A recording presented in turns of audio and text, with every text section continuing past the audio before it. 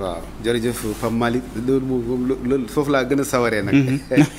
parce que donc d'abord le collectif défense des intérêts du Boseya ça regroupe on appelle si on parle nous du Boseya. Boseya historiquement parlant c'est depuis l'antiquité des Almamia. Il y avait le Boseya, le Ngenar, le Toro, le Hibiabe, le Yirlabe et le Bundu. C'était ça là, si on parle du collectif des défenses des intérêts du Boseya. Maintenant Boseya regroupe les 4 communes.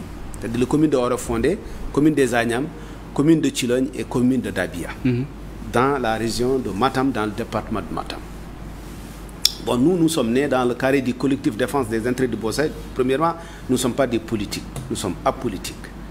Nous sommes une structure de société civile. Vous savez, dans le Fouta, Fouta, dafa bari lo xamanteni comme acquis, surtout souf.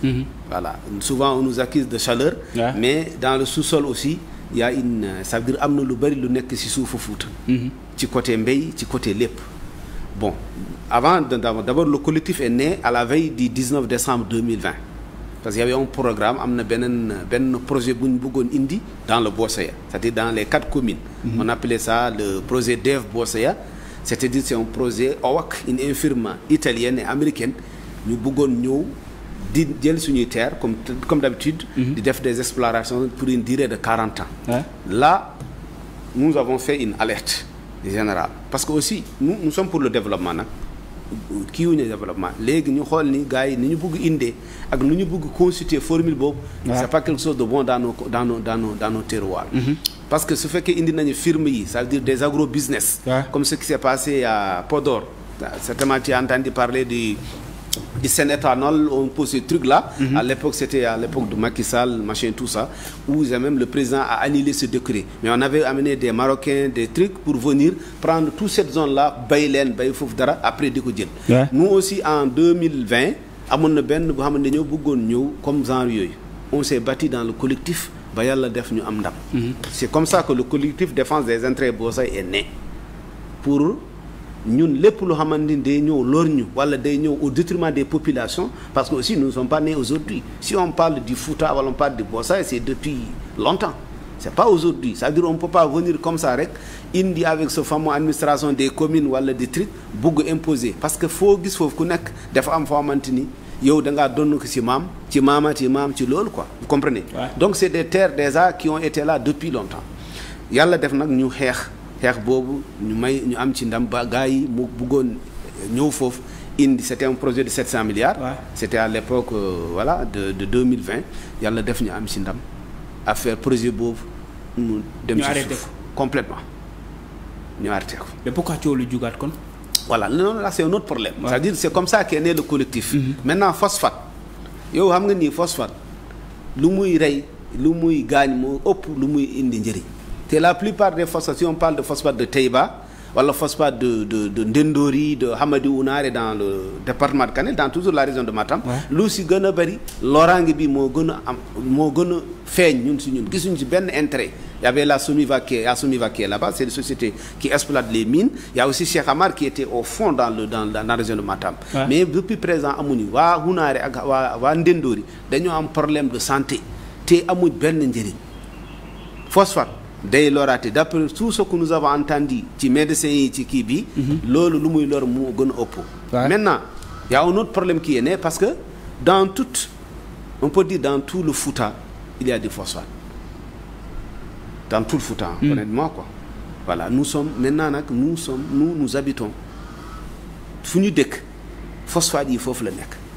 Imagine-toi ce fait que léegi dañoo bëgg exploiter phosphate yi wala def yenn yi on est obligé de déplacer certaines contrées.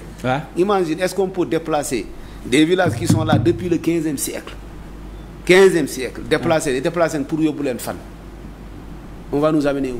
Est-ce que au nom de l'utilité publique là aussi c'est là-bas le bas blesse. Nous avons l'utilité publique d'abord la santé publique. Quelle utilité publique? Ça veut dire avant parce que en parlant de ça parce que je vais venir sur les phosphates sur la zone que nous concerne la zone de Boseya parce que depuis 2021 ñu ngi xeex depuis temps ancien régime c'est pas aujourd'hui aussi il faut ñu xam loolu quoi parce que gars yi c'est vrai que am na leneen j'ai vu ça voilà am na leneen lu bees boobu tamit dañ ci xeex parce que l'ancien régime nous avait permis on appelait ça Ama Afrique lañ jox le permis de d'exploration des phosphates qu'on appelle le permis de Thilogne. Le permis de Thilogne, c'est de Ndiadé jusqu'à Nabadji Civol. C'est-à-dire c'est dans une partie du département de Matam et une partie du département de Podor. Ouais.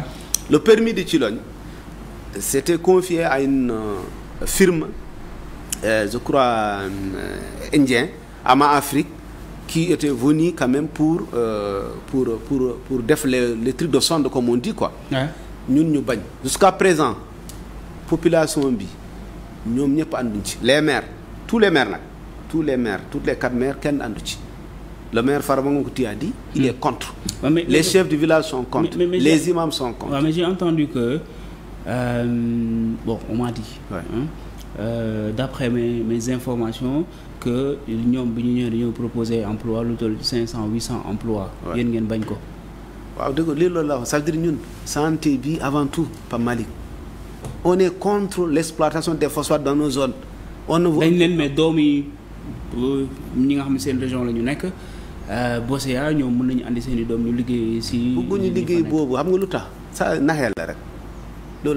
le ministre a été là-bas récemment. C'est-à-dire qu'il faut que nous, au niveau du collectif, on est contre.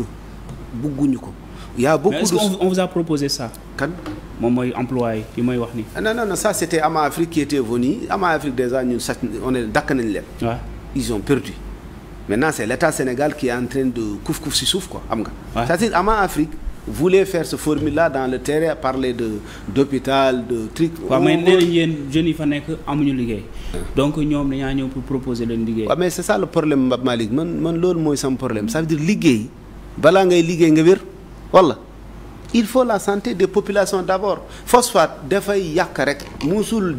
puis la plupart des produits, l'État actuel parle de produire là-bas. Il parle de l'usine de Danchadi. Ça veut dire à nos parents de la commune de Ogo de s'opposer qu'on installe l'usine de Danchadi. Nous, on n'est pas pour que nous fassions des explorations de phosphate. Donc, on contre, ce fait que nous avons affaire ligue, nous avons affaire qui. Il y a beaucoup de choses qu'on peut faire là-bas, l'État Sénégal. Parce que le Fouta tamit dafa am lo xamanteni agriculture mu ngi fof, pêche mu ngi fof, élevage mu ngi, on peut pas installer des industries, mais il faut ñu indil ñu phosphate di lor ñu. La santé des populations avant tout. So wuluñu pour quota ñaar ngay liggéey zone yi liggéey. D'ailleurs Hamadi Wounaré et Ndendori fait exemple, kan moy liggéey fof Hamadi Wounaré, c'est dans le département de Kanel. Ils sont là-bas Somiva. Joxuñu ben emploi fof. Dara les populations sont en train de crever. Ballonnement, non, so ombe. La plupart dañuy dombi bala muy avorté. Ah bon, il y a des cas comme ça. À Wounaré, oui. On a fait des enquêtes là-bas. Vous savez ce qui se passe aussi à Taïba. Ce qui se passe aussi à, comment on appelle, dans le Bayar, là, comment on appelle ça, les usines de Mboro. Tout ça, c'est des problèmes. Mais l'eau